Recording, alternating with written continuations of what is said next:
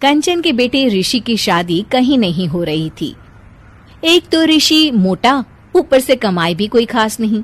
लेकिन कंचन को तो शौक था मॉडर्न बहू लाने का, और उसे एक दिन ऐसी लड़की मिल भी जाती है।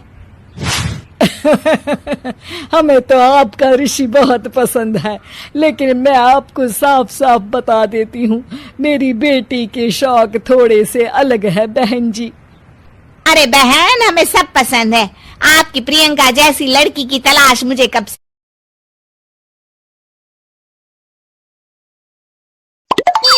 कंचन के बेटे ऋषि की शादी कहीं नहीं हो रही थी। एक तो ऋषि मोटा, ऊपर से कमाई भी कोई खास नहीं। लेकिन कंचन को तो शौक था मॉडर्न बहू लाने का, और उसे एक दिन ऐसी लड़की मिल भी जाती है। हमें तो आपका ऋषि बहुत पसंद है, लेकिन मैं आपको साफ साफ बता देती हूँ, मेरी बेटी के शौक थोड़े से अलग है बहन जी। अरे बहन, हमें सब पसंद है। आपकी प्रियंका जैसी लड़की की तलाश मुझे कब से थी, जींस पहनकर अंग्रेजी में गिटर पिटर बोला करे। अरे बहन, जरा सुन तो लो, मेरी बेटी के शौक क्या क्या है। अरे नहीं नहीं बहन, बस लड़की को देख लिया तो सब कुछ देख लिया। आप ना शादी की तैयारी करो, और वो जरा सामान की लिस्ट भी दी है ना मैंने। हाँ बहन जी, सारा सामान शादी से एक दिन पहले ही आपके दरवाजे आ जाएगा। मजा आ गया, मजा आ गया। अब तो बस आप शादी की तैयारी करो। प्रियंका के माता पिता के जाने के बाद कंचन का पति उससे कहता है, अरे भाग्यवान, तुम तो कुछ ज्यादा ही जल्दी दिखा रही थी शादी की। अरे बोलने तो देती, लड़की की माँ क्या बोलना चाह रही थी। अरे आप चुप रहिए जी, कुछ पता भी है आपको, बस मुफ्त में बोले जा रहे हैं। मेरी दोस्त शशि की बहू देखी, लंबी पतली और पढ़ी लिखी, हजारों में कमाई और संस्कारी भी। अरे पर जब वो मेरी बहू देखेगी तो जल भुन जाएगी। लेकिन तुम तो शादी ऋषि के लिए कर रही हो ना, या शशि के लिए? तुम्हारा लड़का कुछ कमाता भी नहीं है, और शरीर भी भगवान की दुआ से फूलता ही जा रहा है। फिर बोले आप हैं? फिर बोले आप? मैंने कहा ना, प्रियंका जैसी जींस पहनकर अंग्रेजी झाड़ने वाली बहू किस्मत वालों को ही मिलती है। चुप रहिए आप। पति के लाख कहने पर भी कंचन ऋषि की शादी प्रियंका से करवा देती है। लेकिन प्रियंका जैसे ही घर में आती है, वैसे ही जोर जोर से चिल्लाकर नाचने लगती है। आज मेरे यार की शादी है, आज मेरे यार की शादी है। अरे नाचो मां नाचो। आज मेरे यार की शादी है। कंचन, उसका पति और ऋषि ये देखकर हैरान रह जाते हैं। लग रहा है बहू को शादी की बड़ी खुशी है। हाँ हाँ, बहू क्यों नहीं, हम भी नाचेंगे। अरे नाचो नाचो जी, मुंह क्या देख रहे हो, चलो चलो नाचो, बहू कह रही है।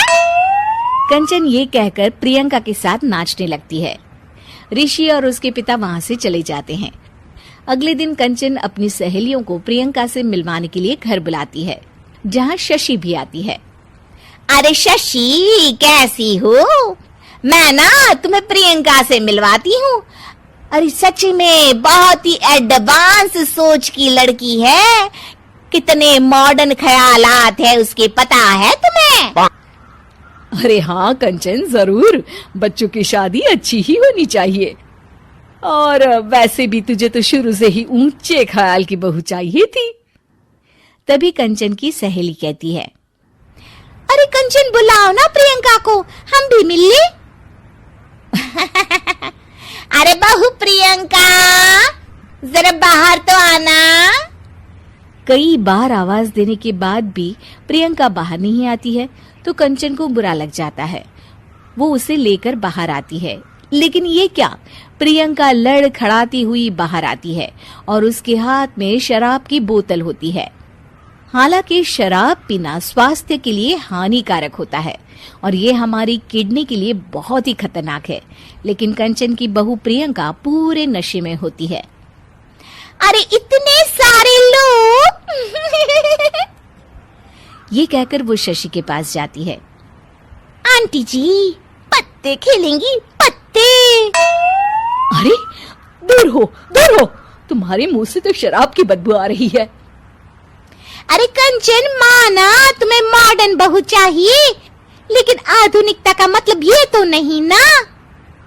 बुरा ना मानना कंचन, तुम्हें पता था कि तुम्हारे बेटे की कमाई और शरीर दोनों ही ठीक नहीं है, तो तुम्हें उसी हिसाब की लड़की से शादी करवानी चाहिए थी।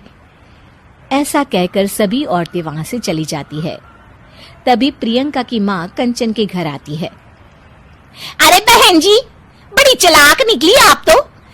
बिना बताए अपनी पियक्कड़ बेटी मेरे लायक बेटे के गले में बांध दी। आय हाय, बड़ी आई बिना बताए। उस दिन जब मैं ये बात बता रही थी तो तुम तो सुनने को भी तैयार नहीं थी।